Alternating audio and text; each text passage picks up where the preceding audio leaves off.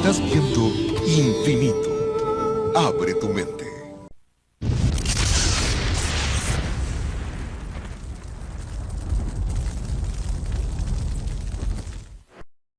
Crónica universal de nuestra época.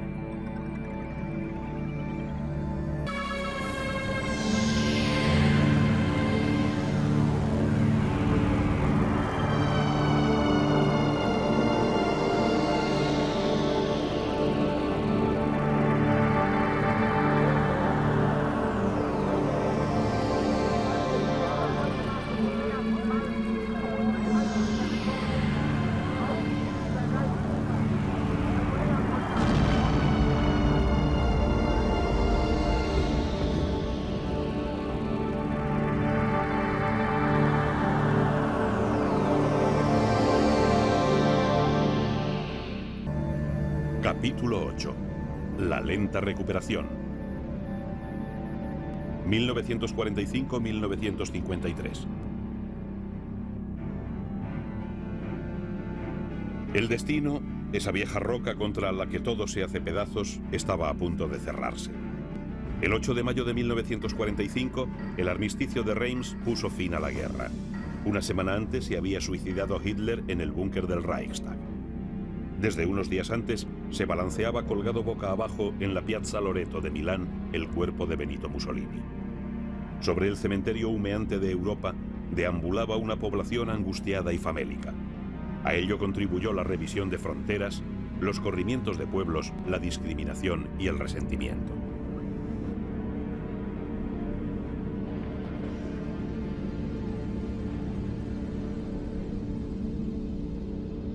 Era imposible evitar que tras la Guerra Caliente surgiera la Guerra Fría. En marzo de 1946, Churchill había dicho: de Stettin en el Báltico a Trieste en el Adriático ha caído un telón de acero que divide el continente. Europa buscó refugio en su unidad. Los movimientos europeístas surgidos en 1945 en Bruselas se concretarían en 1949 en el Consejo de Europa. El Plan Marshall pondría las bases económicas de la recuperación y se creó en París un organismo de cooperación, la OECE, y en el este surgía el Comecon. De 1945 a 1950, los Estados Unidos impusieron al Japón un gobierno presidido por el general MacArthur y una nueva constitución mientras se juzgaba a los criminales de guerra, se determinaba la naturaleza de las reparaciones y se procedía a la reconstrucción.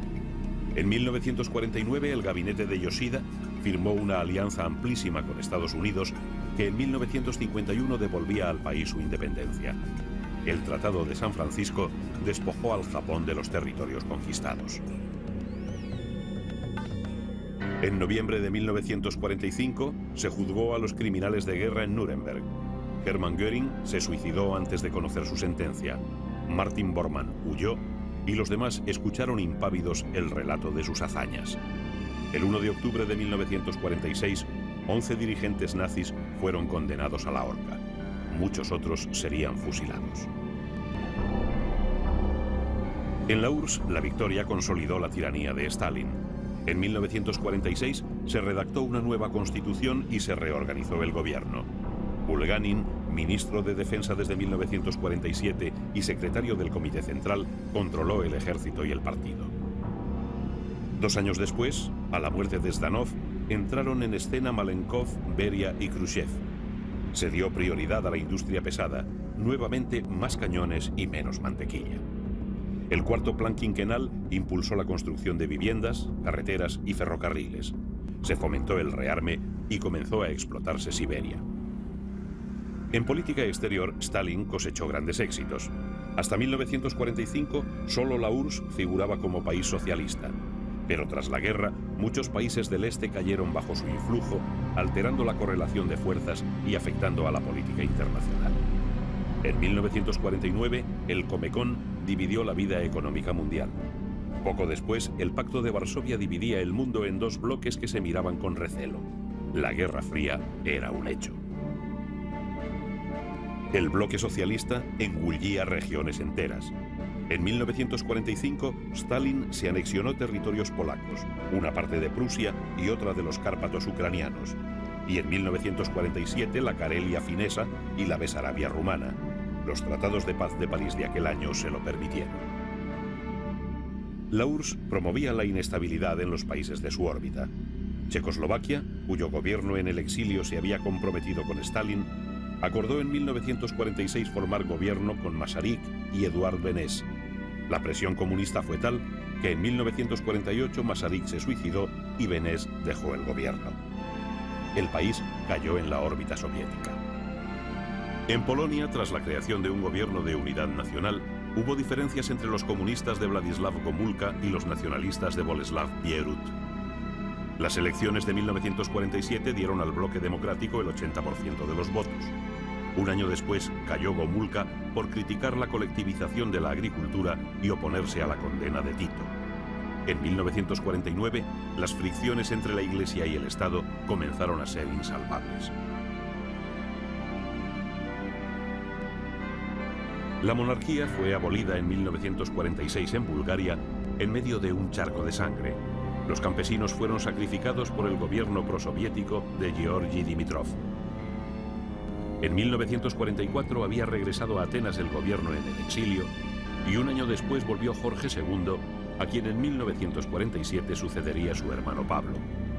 Los comunistas proclamaron la República en el norte y provocaron una guerra civil. El gobierno de Alejandro Papagos se dedicó a reconstruir la nación. Turquía se decantó hacia Occidente tras la victoria del Partido Democrático. En mayo de 1946, el presidente Truman habilitó una ayuda de $400 millones para Turquía y Grecia. La voluntad de evitar nuevas guerras condujo a la Conferencia de San Francisco el 26 de junio de 1945. De allí saldrían las Naciones Unidas. La ONU obtuvo logros. En 1946 las tropas soviéticas y británicas salieron de Irán y el Shah Reza Pahlavi, contra quien se atentó en 1949, reunificó el país a pesar de los manejos soviéticos de fomentar el nacionalismo en Azerbaiyán y Kurdistán. En El Cairo se creó en 1945 la Liga Árabe para coordinar la política exterior del mundo islámico. Un factor nuevo se introdujo en la zona: los judíos, que iban a hacer valer sus derechos históricos sobre una tierra santa para todos, Israel. Las Naciones Unidas votaron el 29 de noviembre de 1947 el fin del mandato inglés en Palestina y la división del territorio en dos unidades, Israel y un país árabo-palestino. Los árabes, en desacuerdo con la decisión, atacaron a los judíos un día después. El 14 de mayo de 1948, el Consejo Nacional Judío proclamó la independencia con David Ben Gurión como primer ministro y Chaim Weizmann como presidente. Los Estados Unidos y la URSS reconocieron el nuevo estatus. Abdul Alá de Jordania cercó Jerusalén y 85.000 judíos se dispusieron a defenderse. Líbano, Jordania, Siria, Egipto e Irak hicieron causa común contra Israel. Los judíos ocuparon Ramle y Lod, se apoderaron de Nazaret y la Alta Galilea, y en los primeros meses de 1949 ocuparon el Negev hasta la frontera con Egipto, excepto la franja costera de Gaza. Fue una guerra intermitente, 60 días de lucha y 20 meses de problemas. En mayo de 1949, Israel fue admitida en el seno de Naciones Unidas. En abril de 1949 se había firmado en Washington el Tratado del Atlántico Norte, al que un año más tarde se adhirió Alemania. La alianza nacía en plena Guerra Fría, el triunfo comunista en Checoslovaquia y el bloqueo de Berlín. Como consecuencia del estado en que había quedado Europa, Truman había encargado en 1947 al secretario de Estado George Marshall un plan de ayuda basado en créditos blandos o a fondo perdido, envío de materias primas y alimentos. Había que evitar que Europa cayera en manos del comunismo, bien implantado ya en Italia y Francia. Truman sabía que la victoria consiste en hacer ganar también a los vencidos.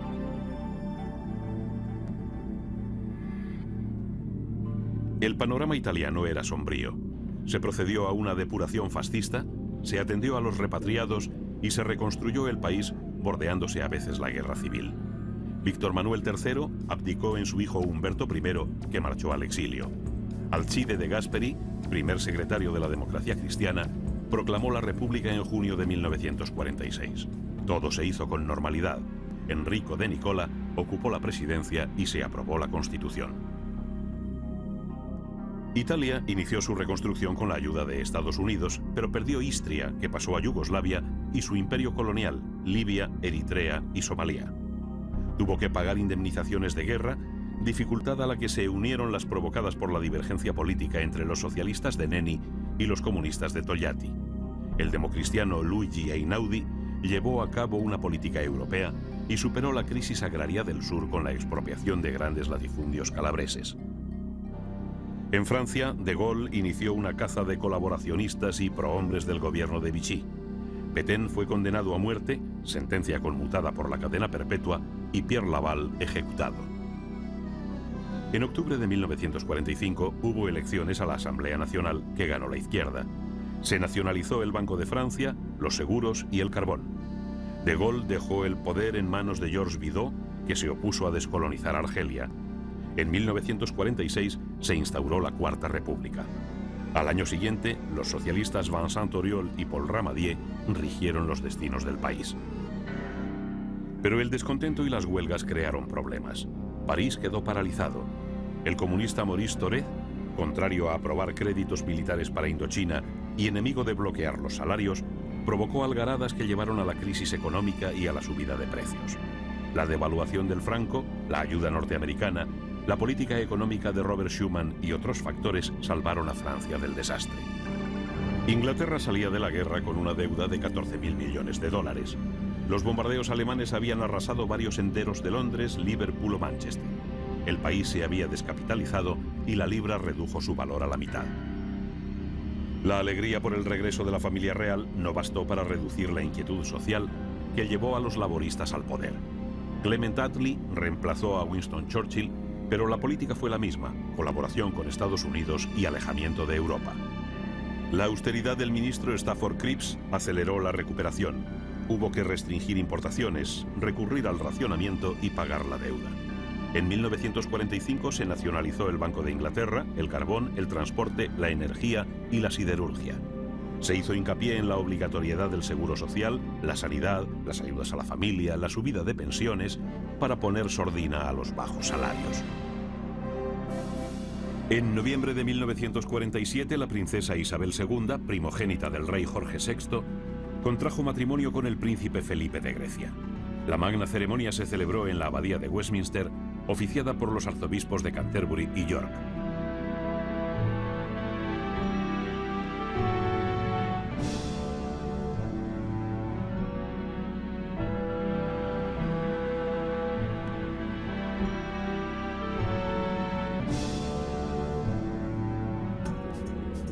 En 1947, el ministro de Exteriores, Bevin, transformó la Commonwealth en una asociación de estados independientes. Se creó un gobierno de transición en la India que dio paso en 1947 a su independencia en medio de los enfrentamientos entre hindúes y musulmanes. Gandhi cayó asesinado en Nueva Delhi, víctima de aquel clima de violencia.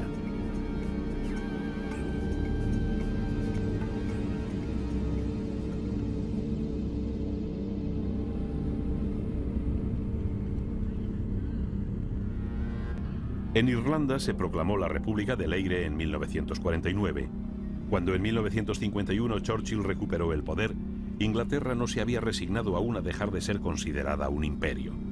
Las tropas británicas ocuparon Suez ante la negativa egipcia de continuar con el tratado que Londres había impuesto. Ya eran otros tiempos.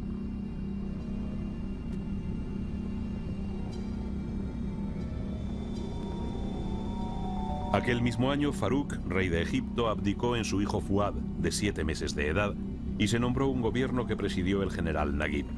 Un año después se proclamó la República. También Alemania salió de la guerra arruinada. El marco carecía de valor y se utilizaba como moneda, entre otras cosas, los cigarrillos americanos. Todo estuvo racionado, desde el carbón a la carne hasta principios de los 50. En las conferencias de Teherán y Yalta, los aliados no habían llegado a acuerdos definitivos. En junio de 1945 se estipuló que el mando militar de las 4 zonas en que fue dividido el país asumiría poderes de gobierno. Un mes después se reunieron en Potsdam Truman, Churchill y Stalin. De allí saldría el nuevo mapa de Europa y la división de Alemania. Rusia se quedaría con Prusia Oriental, Polonia con los territorios al este de la línea Oder-Neisse.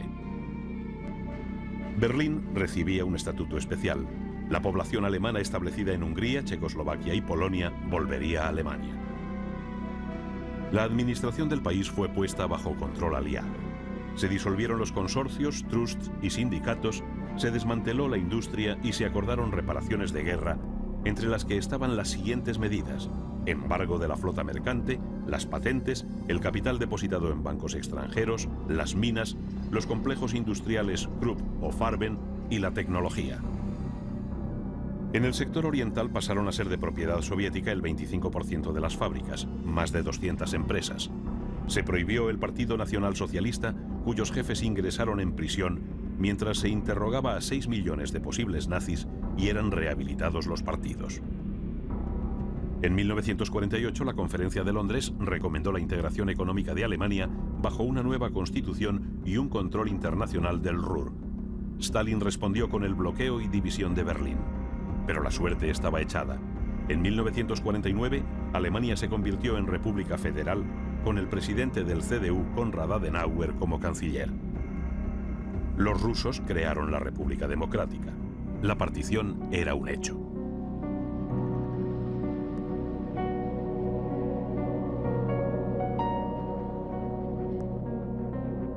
En 1950, Leopoldo III de Bélgica abdica en su hijo Balduino, que no ocupará el trono hasta su mayoría de edad. En Oriente se inició el proceso descolonizador. Europa no podía mantenerse más tiempo en África, en Asia ni en Oceanía. Nuevos países accedieron a la independencia. El paralelo 38 dividió Corea en dos. El norte se organizó en un frente popular y el sur formó un gobierno militar pro-Estados Unidos. Tras las elecciones a la Asamblea Nacional, en agosto de 1948, nació Corea del Sur con Syngman Rhee como presidente y se proclamó la República Popular de Corea del Norte con Kim Il-sung como primer ministro. Las tropas extranjeras se retiraron, dejando una frontera caliente. El norte violó el paralelo 38 en junio de 1950 y Seúl quedó a su merced. Los Estados Unidos solicitaron la reunión del Consejo de Seguridad, que envió tropas. MacArthur desembarcó en Incheon. La entrada en liza del ejército chino prolongó el conflicto hasta el verano de 1953, dejando tras de sí 1 millón de muertos. Hubieran sido más de no haber atajado de manera drástica el presidente Truman las sugerencias del general MacArthur de lanzar la bomba atómica sobre China.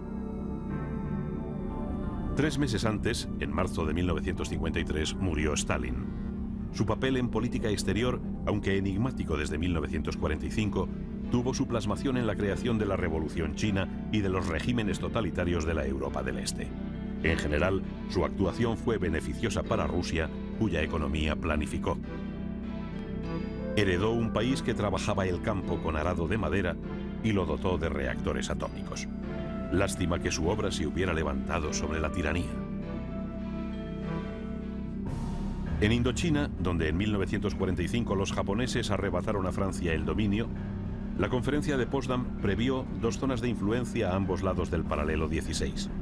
En el norte, Ho Chi Minh creó la República Democrática de Vietnam, y en el sur, Inglaterra restableció en 1946 la dominación francesa. Camboya accedió a la independencia. Francia, con las pretensiones ultranacionalistas de volver al estado de cosas anterior, provocó la Primera Guerra de Indochina. La Legión ocupó el delta del Mekong, subestimando la capacidad ofensiva del Viet Minh, cuyo general Giap infligió derrotas que obligaron al gobierno profrancés del exemperador Bao Dai a pedir ayuda. Estados Unidos ayudó a Francia y el conflicto se enredó.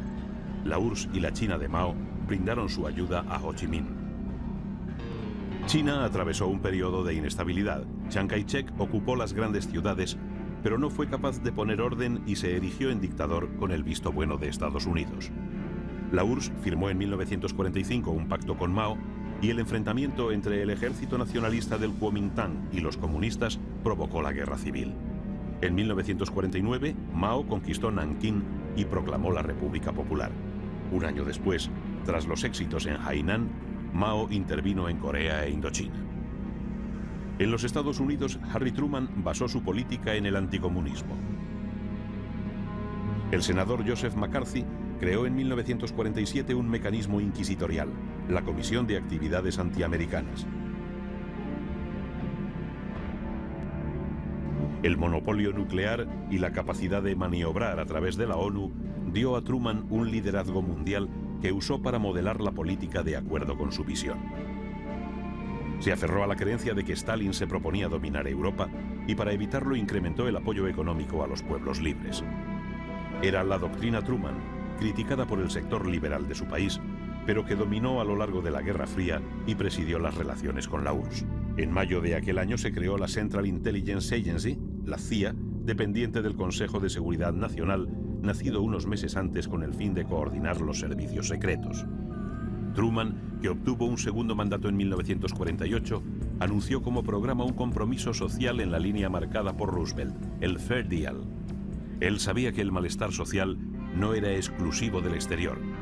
En marzo de 1949, 500.000 de mineros fueron a la huelga en los Estados Unidos, muestra de lo que sucedía en el país, y se propuso gobernar teniendo en mente la realidad. Aunque tuvo al Congreso en contra, dedicó fondos públicos a la educación, a la electrificación del campo y a la construcción de viviendas. El gobierno americano estaba obsesionado con el espionaje. El físico Julius Rosenberg y su esposa Ethel son acusados de vender secretos atómicos al cónsul soviético. Fueron condenados a morir en la silla eléctrica. Era un síntoma más de la creciente guerra fría entre las dos potencias.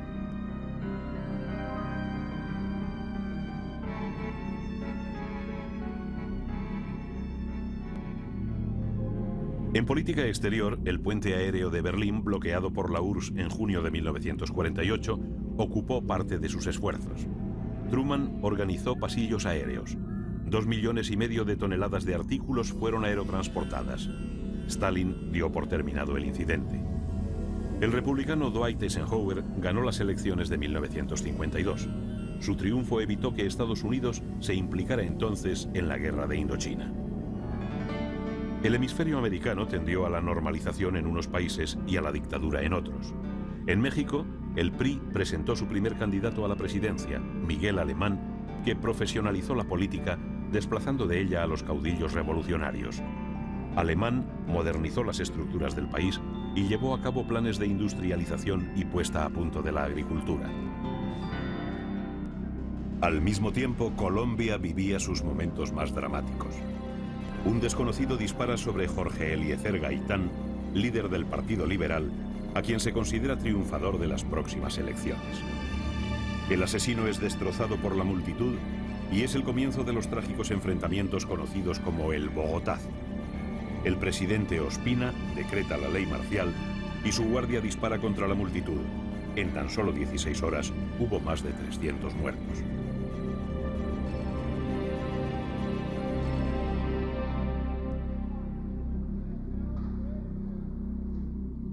En Argentina, la vida política y social comenzó a girar en torno a dos personajes: Juan Domingo Perón, encarcelado en octubre de 1945, y Eva Duarte, que llenó las calles de Buenos Aires de descamisados para reclamar la vuelta de Perón. En 1952 murió Evita, víctima de una leucemia. Más de 70.000 personas desfilaron ante su cadáver, expuesto en el Ministerio de Trabajo con un traje de noche blanco.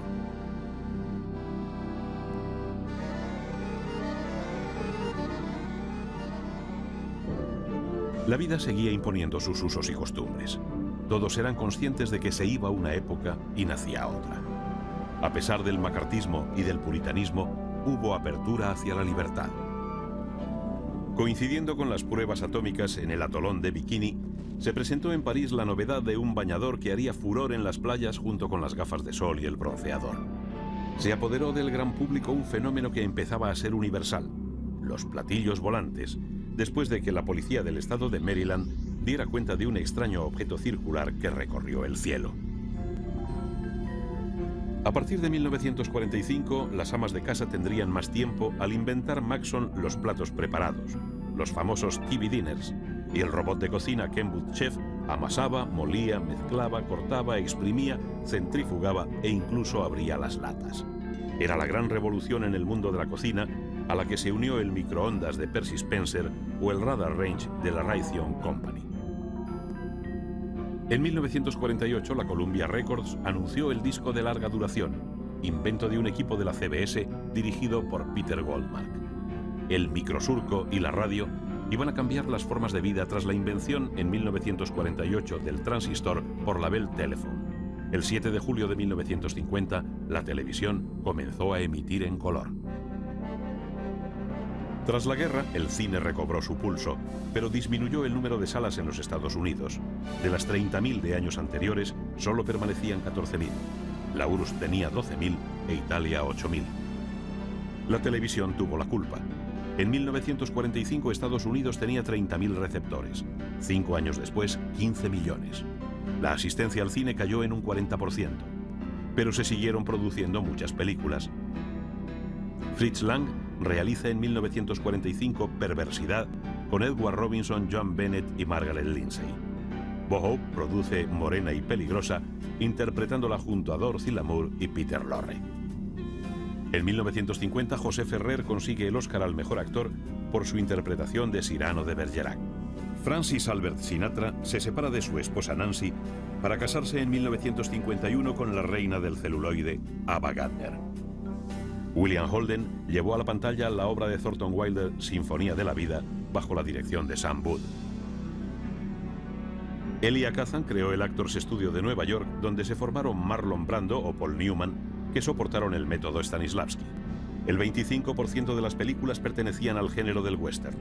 A John Ford le salieron discípulos como King Vidor, en Duelo al Sol, o Tulsa, donde Stuart Heisler plasma el nacimiento de un imperio de petróleo con Susan Hayward y Robert Preston.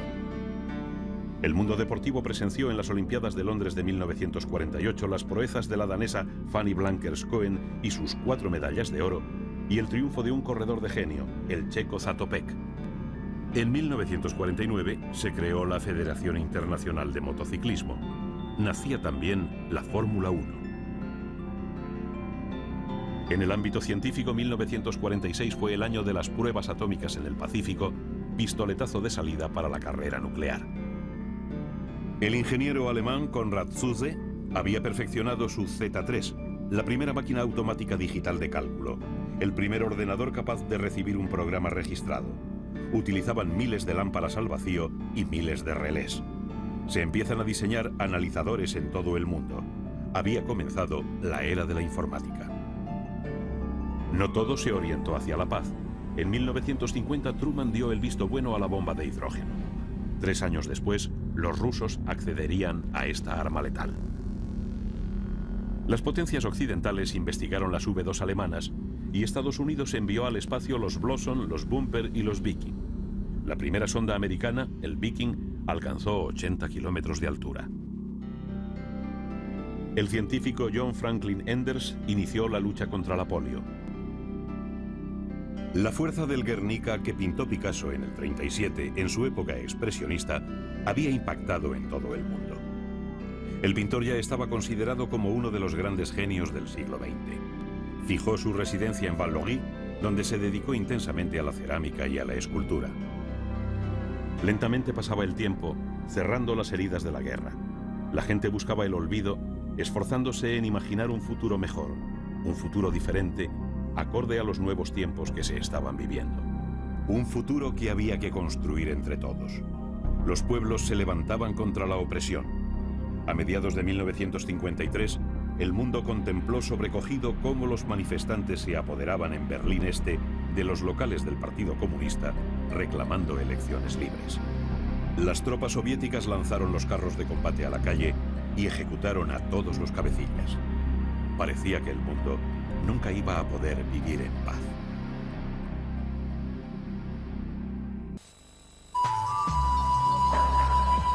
Regresaremos en instantes por Infinito.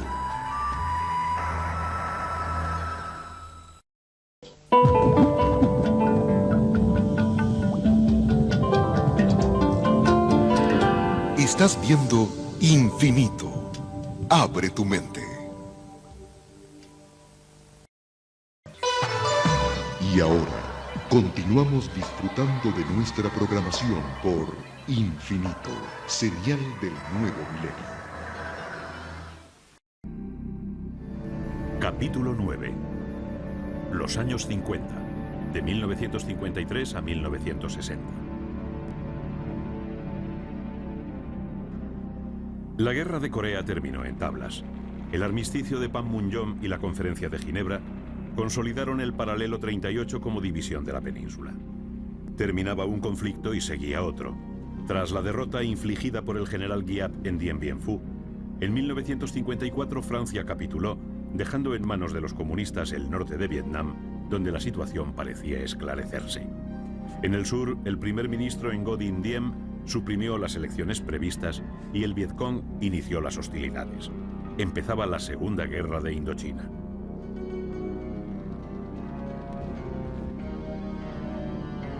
La política norteamericana estuvo dominada desde 1953 por una obsesión no exenta de cierta dosis de propaganda. Fue liberar del comunismo a las naciones bajo su yugo. A ese fin, el tándem republicano Dwight Eisenhower-Richard Nixon diseñó un plan de ayuda al desarrollo acompañado de una estrategia militar de cerco a la URSS. Eisenhower, que acababa de ganar las elecciones, se rodeó de gente capaz como John Foster Dulles o Earl Warren. Contaba además con el voto obrero y rural y el de la minoría urbana negra. Su primer mandato, presidido por la prosperidad, generó un clima de confianza, a lo que contribuyó el control de la inflación y una política de austeridad que mantuvo el empleo.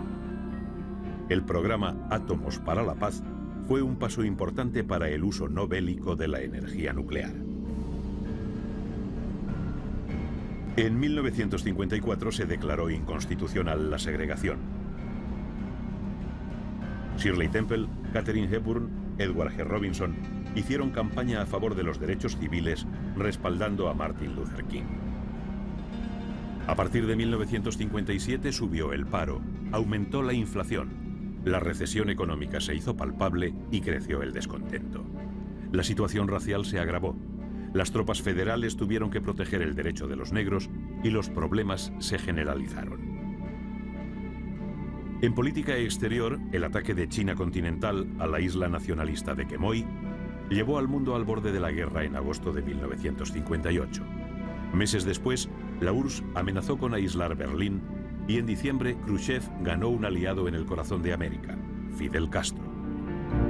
Los problemas a ras de tierra no evitaban pensar en los grandes retos del espacio y en 1958 se creó la NASA.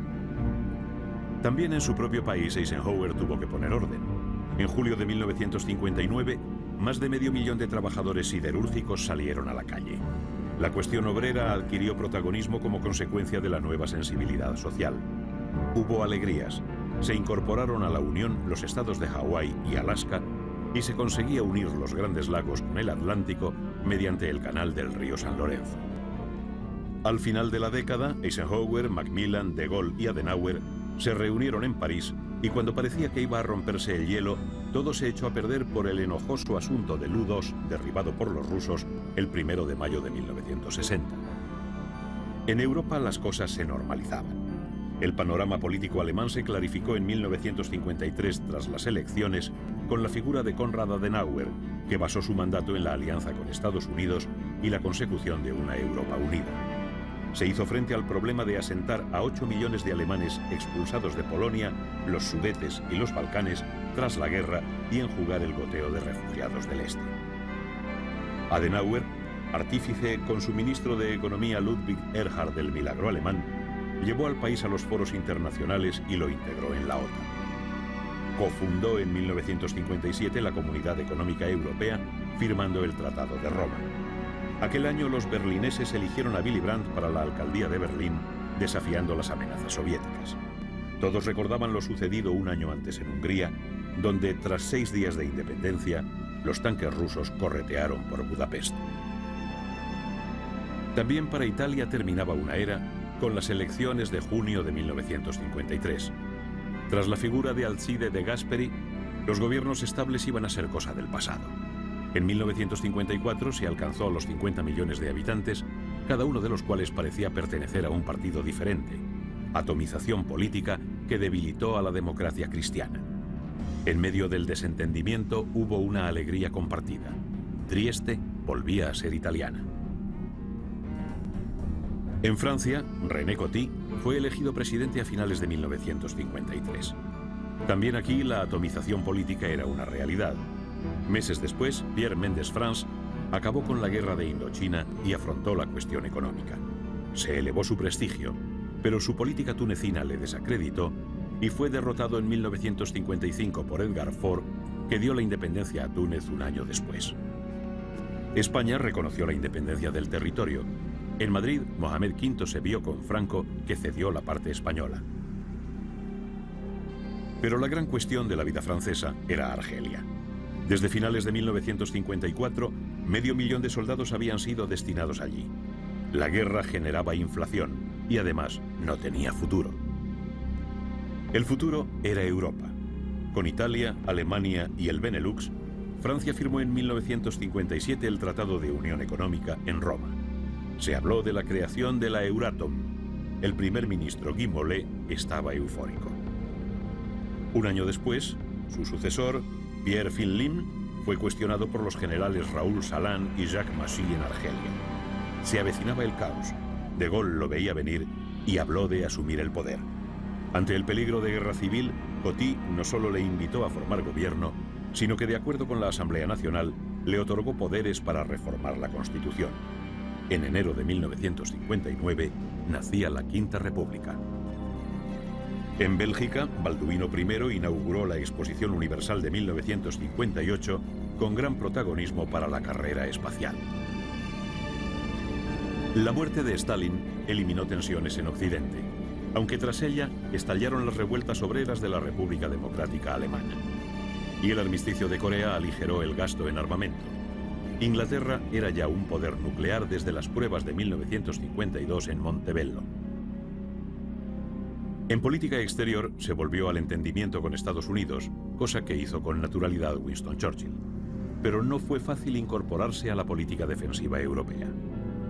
En junio de 1953, tras la muerte de Jorge VI, fue coronada Isabel II. La solemne ceremonia tuvo lugar en la abadía de Westminster cuando la soberana tenía 27 años de edad y el imperio se desmoronaba. En Asia, la decisión de reconocer a China comunista chocó con la política americana con Pekín. Allí, Inglaterra aceptó los postulados de la SEATO, a pesar de que la India no firmó aquel Tratado de Defensa del Sureste Asiático creado por iniciativa estadounidense. Churchill, que en 1953 había recibido el Nobel de Literatura, dejó la escena política 2 años después. Eden ganó las elecciones. La retirada de Clement Attlee y las huelgas le ayudaron a hacerlo. Se redujo el gasto, pero subieron los impuestos y se recortaron los subsidios. En 1954 se otorga el Premio Nobel de la Paz al Alto Comisionado de las Naciones Unidas para el Refugiado por la extraordinaria labor desarrollada. Ya en 1938, el Instituto Nansen había sido distinguido con el mismo galardón. Al final de la guerra, 6 millones de civiles habían sido repatriados gracias a la ayuda de la organización. La venta de armas checas a Egipto empeoró las relaciones este-oeste. La visita de Bulganin a Londres en 1955 y la de Khrushchev un año después no cambiaron las cosas. En enero de 1957, Harold Macmillan, que hizo ver a sus compatriotas que era necesario adaptarse a las nuevas circunstancias con deportividad, accedió al gobierno. Sabía que el destino británico no podía separarse del americano y tras la visita de Isabel II a Washington y Ottawa, negoció con Eisenhower un acuerdo de colaboración en el campo de la energía atómica, aceptando alojar en suelo británico los misiles Thor. Macmillan siguió la ley del mercado para solucionar la crisis económica, pero la inflación no paró. Los presupuestos familiares se resintieron y la contestación social aumentó. A lo largo de 1958 subió el paro y bajó la producción. A la muerte de Pío XII en 1958, accedió al solio pontificio un hombre carismático, Juan XXIII. Su meta como pontífice era poner la Iglesia al día, buscar la unidad de los cristianos y preservar la paz. El mundo soviético y su zona de influencia iba a dar un giro espectacular. Se temió una era de desórdenes. No fue así. El mando fue asumido por una troika encabezada por Bulganin, que de 1955 a 1958 presidió el Consejo de Ministros, con Malenkov de copresidente hasta 1955 y Khrushchev. Beria, jefe de la policía, había sido ya ejecutado. Khrushchev maniobró y en 1958 se hizo con el poder. Antes había denunciado en el 20º Congreso del Partido Comunista Soviético la época staliniana. En 1957 se deshizo de Malenkov, Molotov y Kaganovich, y en marzo de 1958 ocupó el puesto de primer ministro que ostentaba Bulganin, sin dejar el de primer secretario del partido. Su figura no fue contestada en la URSS, pero sí en China.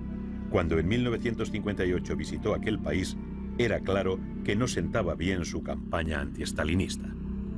Khrushchev cambió las líneas de la política económica. Desmontó el sistema de trabajos forzados, liberando a millones de presos en 1958, y adoptó algunos principios legales en defensa de las personas. En 1955 se creó el Pacto de Varsovia, respuesta a la OTAN nacida unos años antes. Eisenhower invitó a Khrushchev en 1959 a visitar Estados Unidos. Era un momento de esplendor en el ámbito político y científico ruso. Días antes de la visita, circularon por Occidente las primeras fotografías realizadas por la sonda Lunik III en el satélite de la Tierra. Tras la muerte de Stalin, Mao Zedong emergió como máxima referencia del comunismo. Asumió el protagonismo ideológico y radicalizó sus programas. China inició en 1953 su primer plan quinquenal con una meta: transformar una sociedad agrícola en una potencia industrial. ¿Por qué no iba a poder hacerse? Rusia lo había conseguido. La URSS facilitó préstamos, ayuda técnica, maquinaria, tecnología. También para el Japón, la época que se iniciaba tras la Guerra de Corea supuso pasar de la depresión a la prosperidad. Sus buenos oficios negociadores a favor de las Naciones Unidas pusieron al país nipón en excelentes relaciones con Occidente. En 1952 había vuelto a ser independiente y la economía inició un crecimiento que continuó hasta 1960. Las reformas agrarias beneficiaron al campo, que empezaba a mecanizarse a la par que se aceleraba el trasvase del arado a la máquina. En América Latina, la violencia, el golpismo, la contestación política y social cobraron auge. En México, el ejército reprimió en 1956 una manifestación estudiantil con ametralladoras y bombas. Y 2 años después, sofocó manu militari la huelga de ferrocarriles. En Cuba tuvo lugar en 1953 el primer estallido contra Batista, pero el asalto al cuartel de Moncada terminó en fracaso. En 1959, Batista convoca unas elecciones generales que son rechazadas como fraudulentas.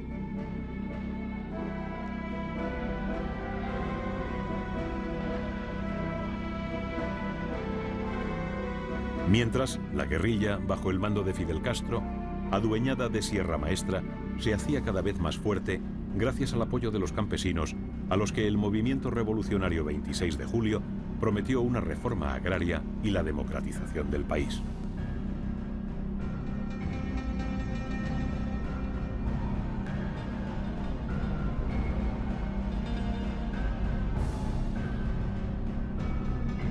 Castro, en compañía del Che Guevara y de su ejército de guerrilleros, entra en La Habana. La muchedumbre los aclama enfervorizada, pero en realidad acababa una dictadura y comenzaba otra.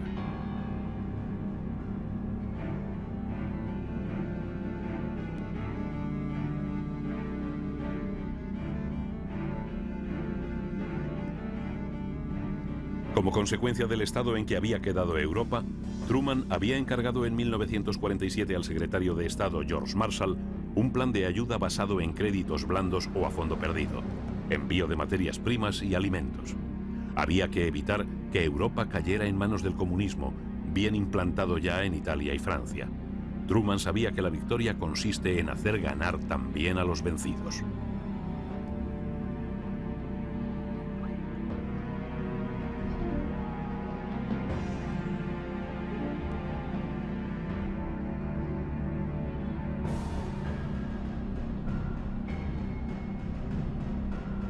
Las dictaduras nacían, crecían y se desarrollaban como criaturas perniciosas. Los dictadores estaban por todas partes. En Nicaragua, Anastasio Somoza salía ileso de un atentado en 1954. Mientras, Alfredo Stroessner se hacía con el poder en Paraguay tras un golpe de Estado.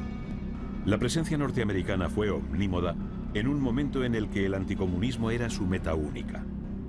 La larga mano de la United Fruit Company se veía en todas partes. Sus ejecutivos movían los hilos para colocar a su antojo la marioneta de turno. En enero de 1958, el vicepresidente Nixon fue apedreado en Venezuela, donde acababa la dictadura de Marcos Pérez y tomaba el poder una junta que llevó a cabo la transición a la democracia. Rómulo Betancourt tomó posesión en 1959. Era el primer presidente venezolano que terminó su mandato. Viejo simpatizante de la izquierda, se moderó tanto que adoptó una política anticastrista que le acarreó la creación del MIR, Movimiento Revolucionario. En Argentina se preparaba un golpe militar. El 16 de junio de 1955, la gente se agolpaba en la Plaza de Mayo esperando un desfile. Los aviones descargaron las bombas sobre la plaza. Perón había escapado de la Casa Rosada, informado por el embajador americano. El ejército permaneció fiel a Perón y los aviadores rebeldes huyeron a Uruguay, dejando tras de sí cientos de muertos. Dimitió Perón, dejando a Argentina sumida en el caos. El acceso de Aramburu al poder supuso la represión. Aramburu, un neocapitalista, quiso remontar la crisis favoreciendo a la burguesía a expensas de la masa popular. En Oriente Medio, la figura de Abd al-Nasser no fue bien entendida por Occidente. Nombrado primer ministro en 1954, catalizó las aspiraciones del mundo árabe.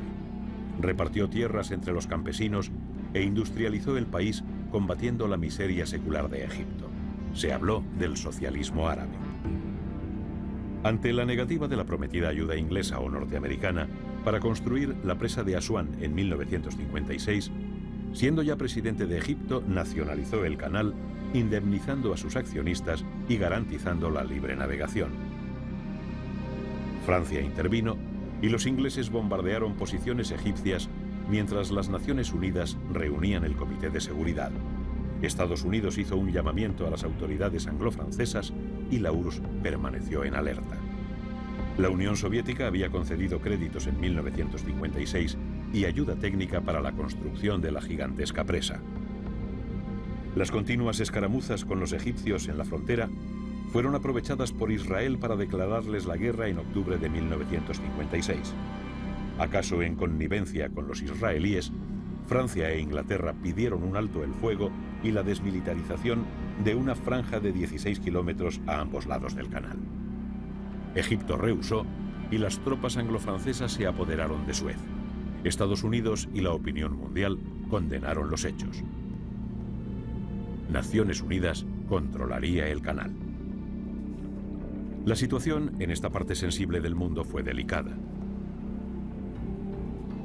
La frontera sirio-israelí estuvo movida en 1958. Aquel año, Siria y Egipto crearon la República Árabe Unida. Un año después, Eisenhower envió tropas al Líbano a petición del gobierno de Beirut.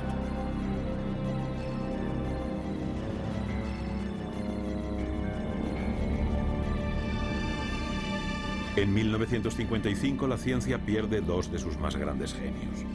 El bacteriólogo escocés Alexander Fleming fallece en Londres a la edad de 56 años. En la ciudad universitaria de Princeton muere Einstein. Su obra significó una revolución dentro del mundo de la física.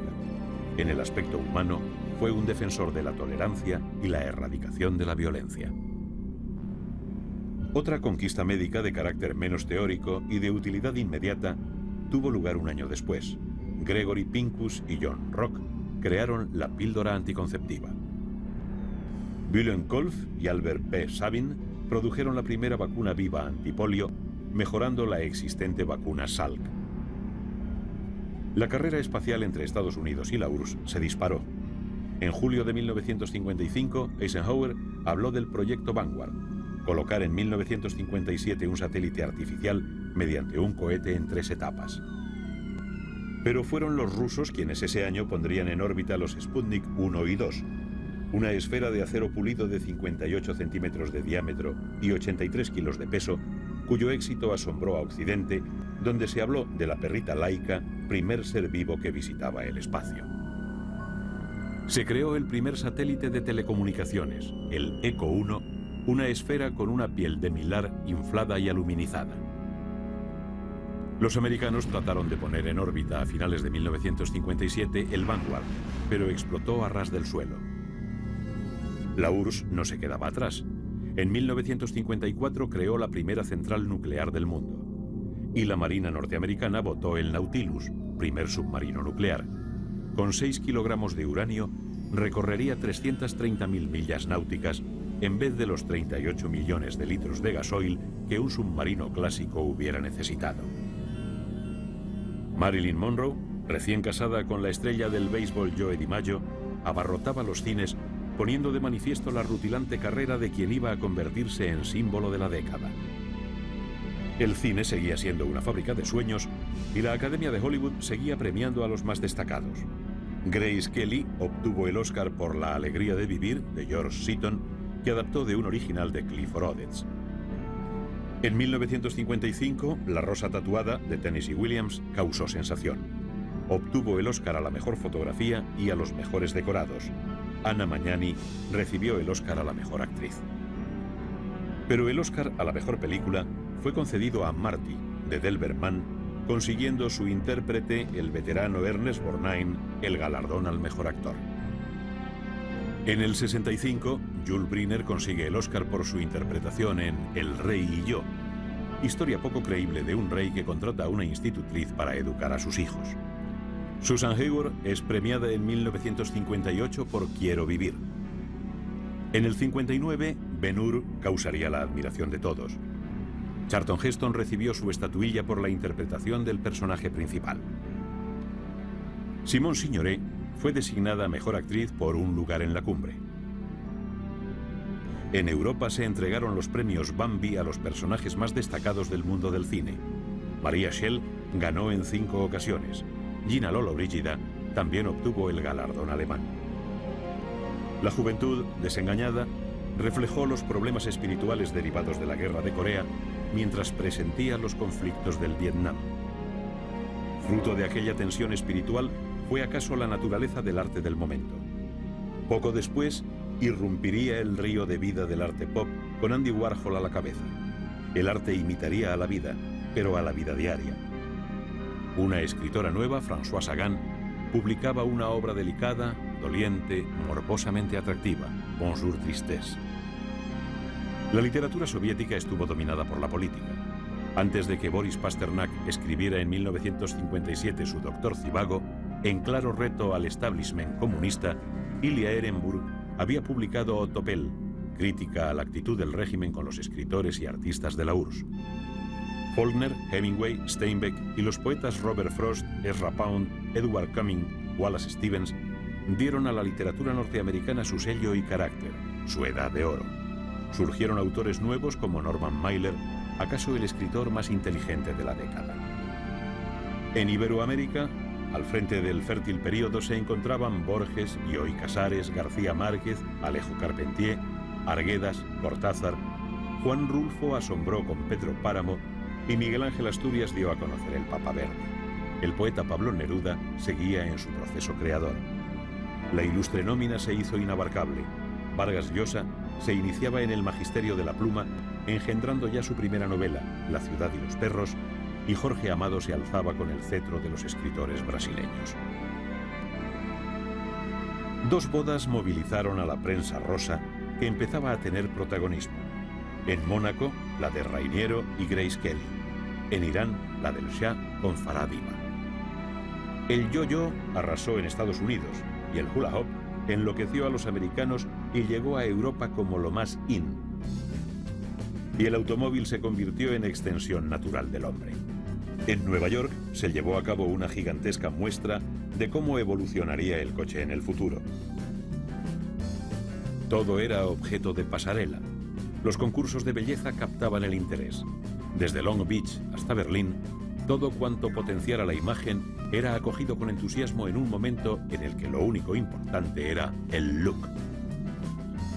El panorama musical, como las modas, evolucionó. En 1954, Bill Haley, un desconocido, grabó Rock Around the Clock. Elvis se alzó con el protagonismo del género y se convirtió en ídolo. Causó sensación su alistamiento en el ejército. En 1958 fue destinado a las tropas americanas que estaban en Alemania.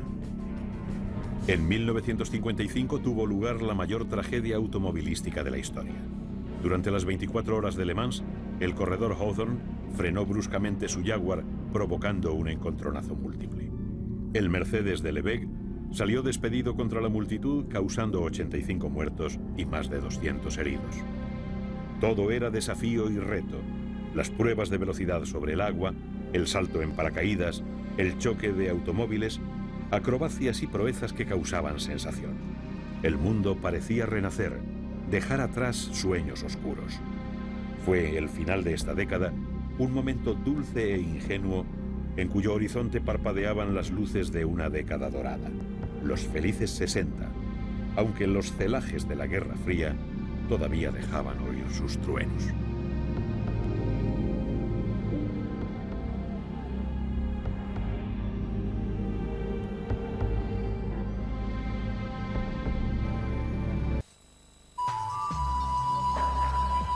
Regresaremos en instantes por Infinito.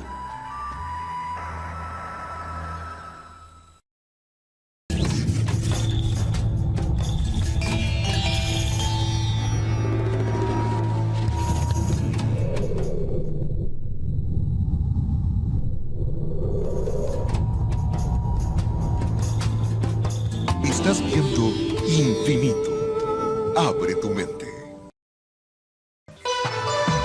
Y ahora, continuamos disfrutando de nuestra programación por Infinito, serial del nuevo milenio. Capítulo 10. La distensión, 1960 a 1968.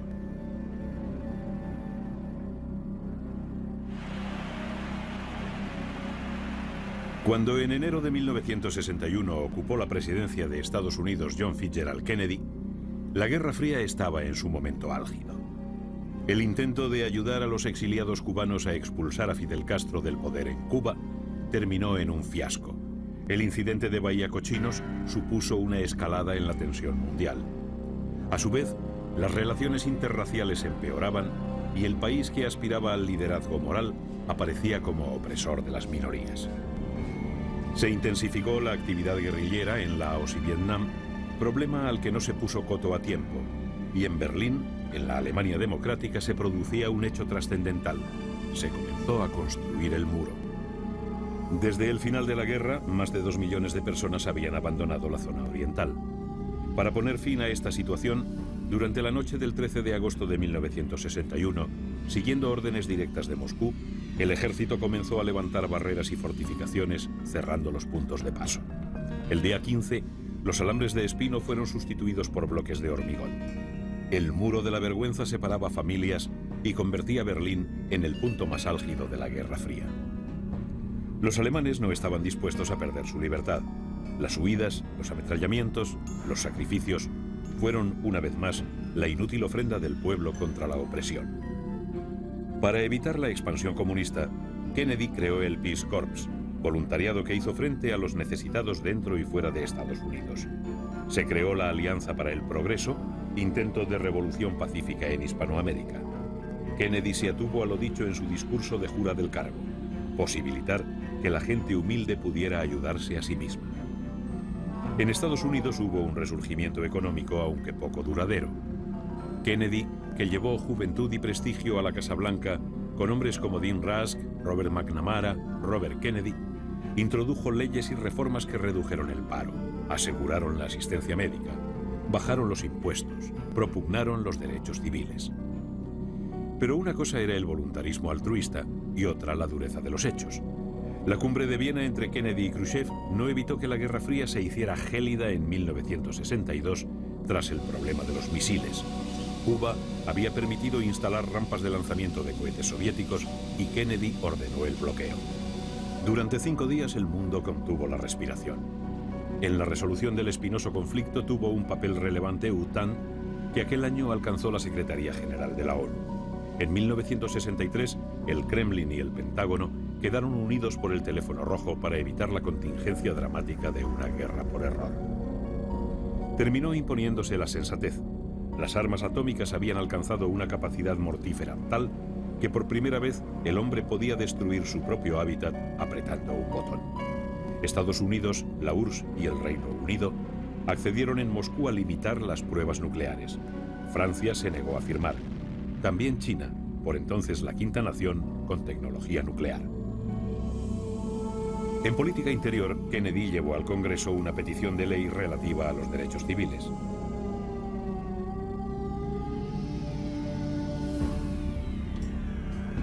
En esa lucha estaba cuando el 22 de noviembre de 1963 fue abatido en Dallas.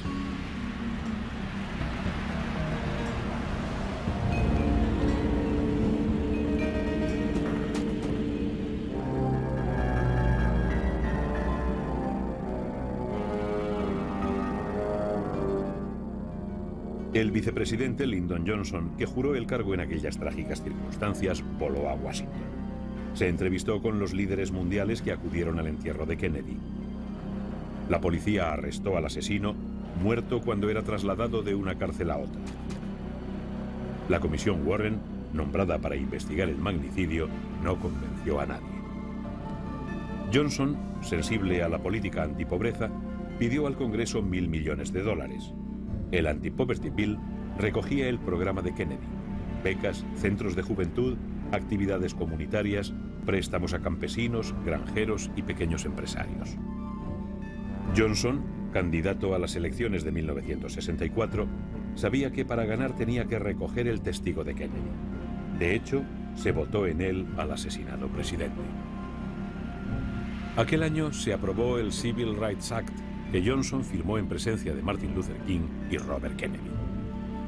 Su programa político, la Great Society, cargado de contenido social, ponía el acento en programas de salud, el Medicare, inmigración, desarme, bajada de impuestos, vivienda, conservación de la naturaleza. En 1965 se enactó una nueva ley de inmigración. Se estableció un salario mínimo extensivo a la gente del campo. Se urgió al Congreso a aumentar las asignaciones a la seguridad social, a mejorar las condiciones de vida de los pobres. Pero al mismo tiempo se incrementó en 1968 el monto destinado a Vietnam. En el estado de Memphis caía asesinado Martin Luther King. Un hombre blanco, apostado en una ventana del edificio frente a su hotel, acababa con la vida del líder del movimiento negro. Hubo una oleada de violencia. La revuelta, el incendio, la destrucción, la desobediencia civil estuvieron a la orden del día en los guetos negros. Fue necesaria la presencia de la Guardia Nacional. En el fondo de todo estaba el racismo, el paro juvenil, las difíciles condiciones de vida de la minoría negra.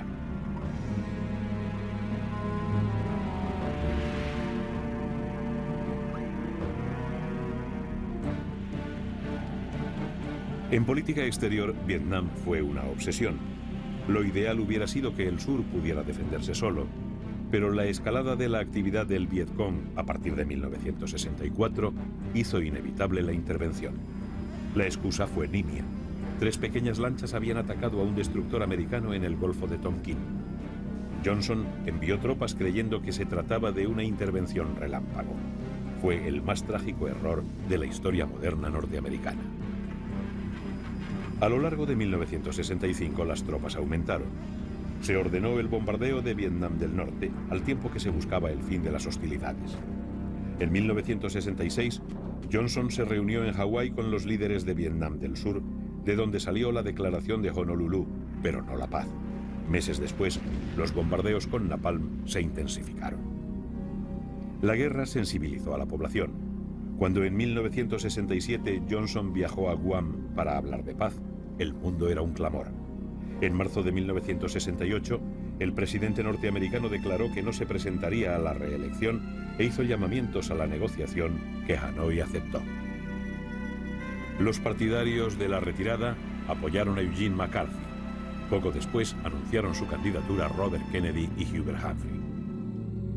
El 6 de junio de 1968, un joven jordano, Sirhan Bishatta, dispara sobre Robert Kennedy, que muere en una clínica de Los Ángeles. El senador se había mostrado contrario a la política de Lyndon Johnson en el sureste asiático. Sus sueños de llegar a presidente quedaron truncados. América Latina buscaba una vía para romper con el imperialismo. El Che Guevara creyó que la confrontación parlamentaria nunca traería la libertad, pensamiento que caló en la juventud.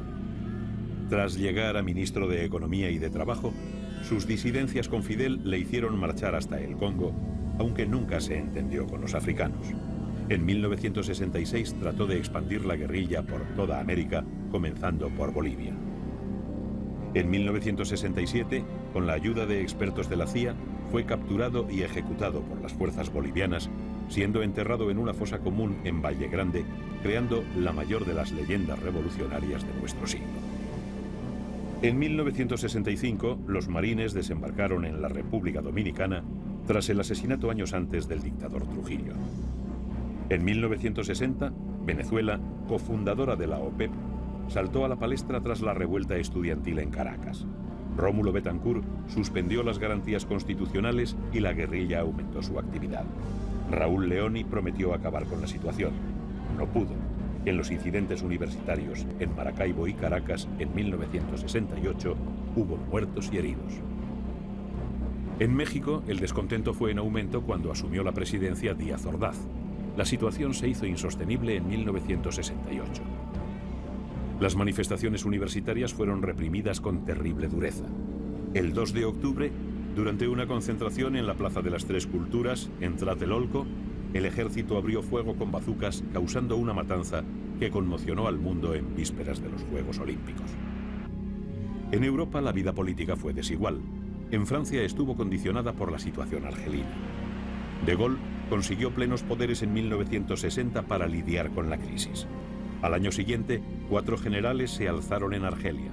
2 se rindieron y los otros emprendieron una actividad terrorista, la OAS, Organisation de l'Armée Secrète. En 1962, los acuerdos de Evian-le-Bain aliviaron la situación. Ese año dejó el cargo de primer ministro Debré, que ocupó Georges Pompidou, y se reconoció la independencia de Argelia. De Gaulle propuso en referéndum la elección directa del presidente y amenazó con irse si salía el no, pero ganó. En política internacional fue hombre polémico. Se negó al ingreso de Inglaterra en el mercado común, reconoció a la China de Mao y exigió trato especial para Francia en el seno de la OTAN. Su popularidad creció y a finales de 1965 derrotó a Mitterrand y al demócrata Jean Le Canier. Poco después retiró a Francia de la OTAN. Mayo de 1968 pareció que iba a acabar con el gobierno francés. Los hechos, iniciados como protesta contra la guerra del Vietnam, acabaron con la toma de la Sorbona, la Bolsa, el Odeón. Se disolvió la Asamblea. De Gaulle obtuvo el doble de escaños que todos los partidos juntos. Las relaciones chino-soviéticas se habían deteriorado desde 1959 y Nikita Khrushchev viajó a Pekín con motivo del 10º aniversario de la fundación de la República Popular China. El líder soviético y primer secretario del Partido Comunista desde 1953 a 1964 habló del peligro que entrañaba el empleo de la fuerza. Quería poner a los chinos en la órbita de Moscú. No lo consiguió. Tampoco sus sucesores, Brezhnev y Kosygin, lograron entenderse con Mao, que había abandonado la presidencia para ponerse a planificar la revolución. Las diferencias entre ellos aumentaron. Mao creía que la guerra con Occidente era inevitable a la larga. Khrushchev sabía que aquella forma de pensar conducía al desastre. Se enfriaron las relaciones. La URSS retiró a sus técnicos. El desencuentro se agravó en 1963 tras abandonar los delegados chinos la mesa de conversaciones de Moscú, convocada para limar asperezas. Rusia acusaba a Mao de dividir el mundo comunista e introducir en él un factor nuevo, el racial. Mao acusó a Khrushchev de traicionar la causa marxista para aliarse con los Estados Unidos y la India de Nehru, a cuya muerte en 1964 le sucedió su hija Indira Gandhi. La revolución cultural china, con el libro rojo de Mao enarbolado por millones de jóvenes en actitud desafiante, conmocionó al mundo en 1966. Era un movimiento antioccidental en el que también los rusos quedaron mal parados. Se les tachó de revisionistas e imperialistas. En 1965, la República Federal de Alemania establece relaciones diplomáticas con Israel ante un creciente clima de protestas y manifestaciones en el mundo árabe. En junio de 1967, el ministro de Defensa y exjefe del Estado Mayor, Moshe Dayan, urde un plan de ataque que le permita llevar a cabo una guerra relámpago. La Guerra de los 6 días enfrenta al mundo árabe con Israel. En la madrugada del 5 de junio, los cazas israelíes, volando a ras de suelo para evitar los radares enemigos, abaten en tierra a la aviación egipcia, jordana y siria, inutilizando pistas, infraestructura aeroportuaria e incluso el aeropuerto iraquí de Jabaliyah. En tierra, su estrategia se desarrolló en el frente egipcio del Sinaí, donde los tanques israelíes separaron Gaza del resto del territorio, y el Jordano de Jerusalén y Transjordania, conquistando la parte vieja de Jerusalén. El 6 de junio, Egipto y Jordania acusaron a Estados Unidos, Alemania y Reino Unido de haber dado cobertura aérea a Israel. Nasser hunde varios barcos para hacer intransitable el canal de Suez, imprescindible para los países occidentales, y los países árabes declaran un embargo de petróleo a los países implicados en la ayuda a Israel. El día 7 cesó la resistencia egipcia en el Sinaí e Israel se hizo con su arsenal bélico. Jerusalén, Nablus y Jericó fueron capturadas mientras marchaba hacia el Jordán. El día 8, Israel controlaba la zona de Suez y Nasser aceptaba el alto el fuego. Los sirios, que habían bombardeado Israel desde el monte Hermón al mar de Galilea, perdieron el Golán y en su avance Israel penetró 20 kilómetros en el interior de Siria. La ONU exigió a Israel que cesase su ofensiva contra Siria. En el Reino Unido, un político conciliador, Harold Macmillan, dio credibilidad al eslogan de su partido: con los conservadores se vive mejor. Los salarios subieron un 20% y aquel mismo porcentaje de familias mejoró de vida. Macmillan restauró las buenas relaciones con Estados Unidos y logró éxitos en política exterior, pero al llegar a una situación económica adversa, se vio obligado a tomar medidas deflacionarias. La situación interna del partido se enrareció y el veto francés al ingreso del Reino Unido en el mercado común en 1963 supuso una humillación. Para colmo de males, se destapó el caso Profumo, que envolvió al ministro de Defensa. Era demasiado y Macmillan dimitió. En Alemania, su presidente, Heinrich Lübke, coincidía con el canciller Konrad Adenauer en que la política exterior era tan vital como la interior. En 1962, las relaciones con Francia eran excelentes. La visita del canciller a París había sido un éxito y se firmó un tratado de cooperación. En octubre de aquel año, Adenauer dejó la Cancillería. El Bundestag nombró canciller a Ludwig Erhard, coartífice de la recuperación económica, que ocupó el cargo hasta 1966. Las elecciones de aquel año, presididas por la crisis económica, dieron como resultado la formación de un nuevo gobierno que presidió Kurt Georg Kiesinger, gobierno de coalición en el que Willy Brandt ocupó la cartera de Exteriores. En 1967 muere en Röndorf Konrad Adenauer a la edad de 91 años, el hombre de la reconstrucción y la reunificación de Alemania. También Italia comenzó la década con huelgas y protestas. Amintore Fanfani solucionó la crisis abriéndose a la izquierda mediante una coalición con Giuseppe Saragat en 1962. Un año después, los comunistas obtuvieron el 25% del voto emitido, ante lo cual el nuevo primer ministro Aldo Moro formó un gobierno de centro-izquierda que llevó al país a un periodo de estabilidad. Las tensiones con Austria se agudizaron en 1965 con el conflicto sobre el Alto Adigio. La Iglesia experimentó cambios en 1962.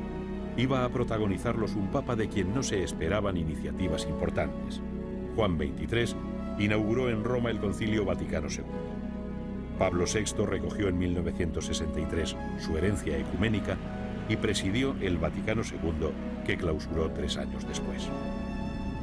El tercer mundo empezaba a formar parte de la conciencia social.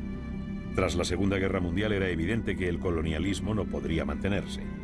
En 1960, la ONU reconoció el derecho de los pueblos y África se convirtió en un mosaico de naciones, muchas de ellas con fronteras al margen de la realidad histórica del continente.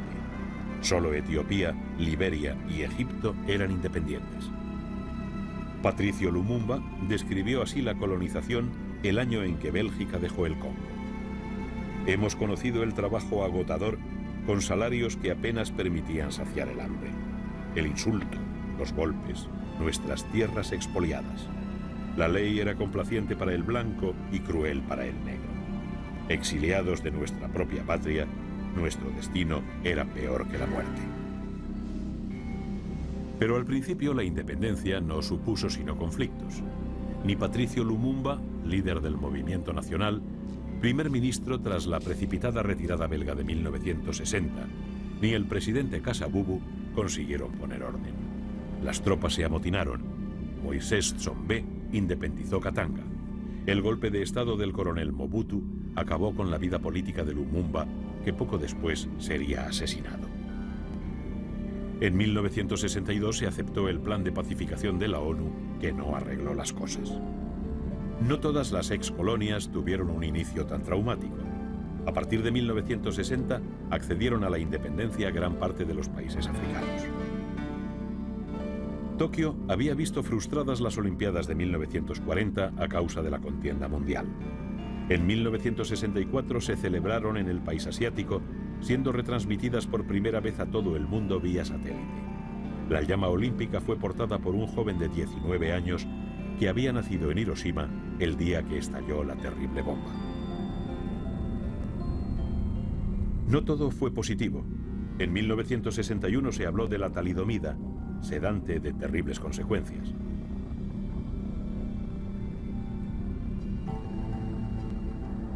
Christian Barnard trasplantó el corazón de un joven negro a un paciente blanco. Era la primera vez que una operación así se llevaba a cabo. 1961 fue un año espectacular en la carrera espacial. Yuri Gagarin circundó la Tierra en el primer satélite artificial tripulado, el Vostok I, que daba una vuelta cada hora y media a 28.000 km/h. A partir de 1958, la NASA llevó a cabo su primer proyecto de vuelos tripulados, el programa Mercury, llevándose a cabo el lanzamiento de 25 misiones con 4 animales y 6 astronautas hasta culminar el programa. En mayo de aquel año, Estados Unidos lanzó su primer astronauta, Shepard, y los rusos, 2 años después, a la primera mujer, Valentina Tereshkova, a bordo del Vostok 6. En 1964, la sonda espacial Ranger 6 llegó a la Luna, pero una avería imprevista en la cámara de televisión impidió la transmisión. Un año después, Edward White salió del Gemini IV y llevó a cabo su paseo espacial. Se lanzó el gigantesco cohete Saturno, diseñado para lanzar la cápsula del Apolo, que más tarde llevaría al hombre a la Luna. Apareció el robot industrial. Hacía el trabajo de un obrero a un coste 3 veces inferior, con la ventaja de que podía trabajar donde el hombre no era capaz de hacerlo. Kennedy había dado una conferencia de prensa mundial utilizando un sistema revolucionario, el Telstar, satélite que inauguraba una nueva era en el mundo de la comunicación. El cine pierde a uno de sus más grandes mitos. En 1960 desaparece Clark Gable tras finalizar el rodaje de Vidas Rebeldes junto a la inolvidable Marilyn. En 1961 murió Gary Cooper y un año después desaparecía otro mito, Marilyn Monroe. Alfred Hitchcock rodó Psicosis y Los pájaros, mientras la gente se enternecía con West Side Story, que supuso el Oscar a la mejor actriz secundaria para Rita Moreno.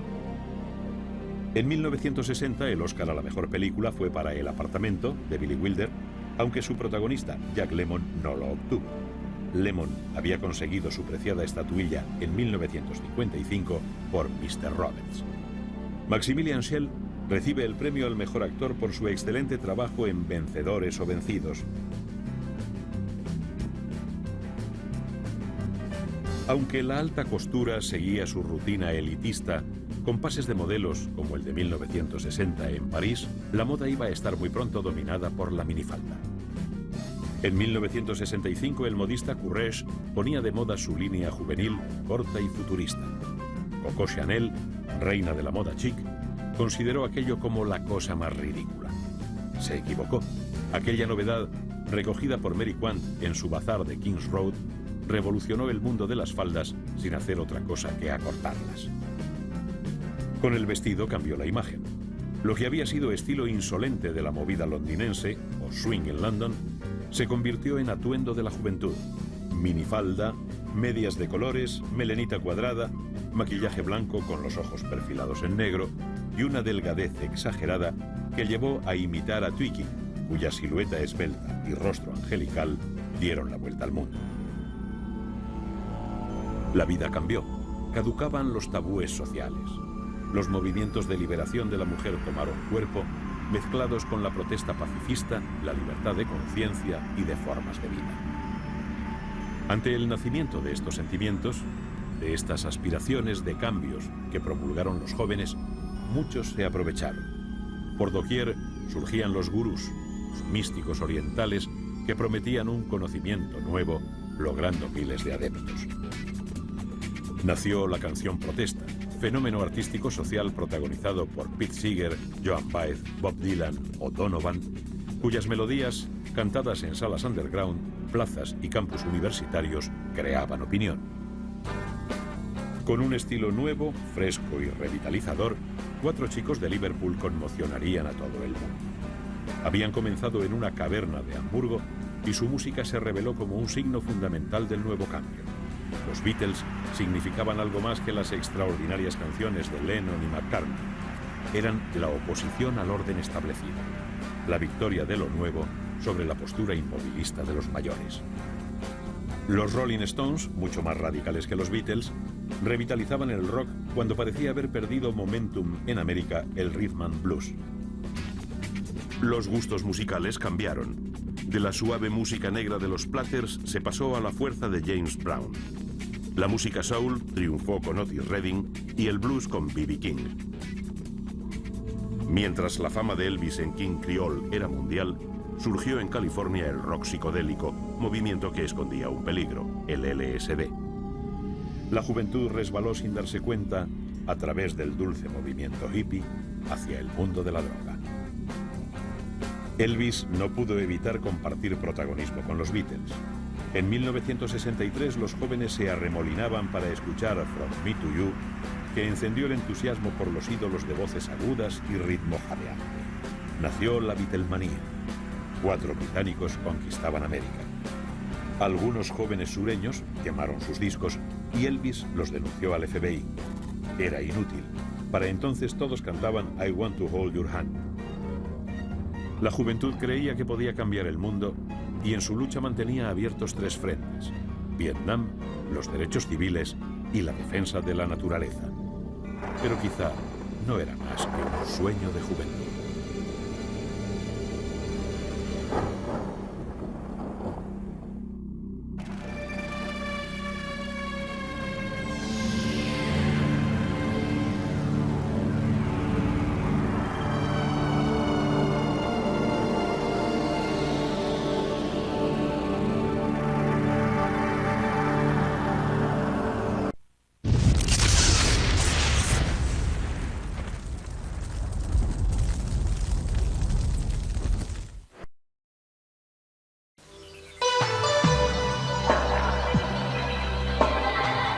Usted está viendo Infinito. Infinito, señal del nuevo milenio.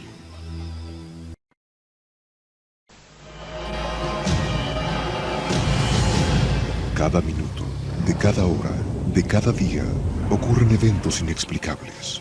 Incidentes, fenómenos, encuentros, ritos, experimentos. Cada día, cada hora, cada minuto, cada 60 segundos, se revela una vida llena de misterios. Ahora un canal trata de dar luz a todo. Un canal que indaga los misterios del universo. Un canal que se aventura en territorios desconocidos. Un canal que explora las preguntas que definen nuestra existencia. ¿Estamos solos en el universo? ¿Existe la vida después de la muerte? ¿Quién construyó las pirámides? ¿Se puede predecir el futuro? ¿Podemos mover objetos con nuestra mente? ¿Existe el infierno? ¿Se acabará el mundo en el año 2000? ¿Es la historia una gran mentira? Para cada pregunta hay una respuesta, pero ¿hasta dónde estamos dispuestos a llegar para encontrar la verdad? Desde Machu Picchu al Chupacabra, desde los aztecas al zodíaco, desde los extraterrestres a los ángeles. Esto es Infinito, un viaje hacia lo desconocido, una exploración de lo inexplicable. Ningún lugar es muy remoto, ninguna pregunta muy extraña, ningún misterio está fuera de nuestros límites. Escuche lo inesperado, descubra lo oculto, experimente lo desconocido. Infinito, señal del nuevo milenio.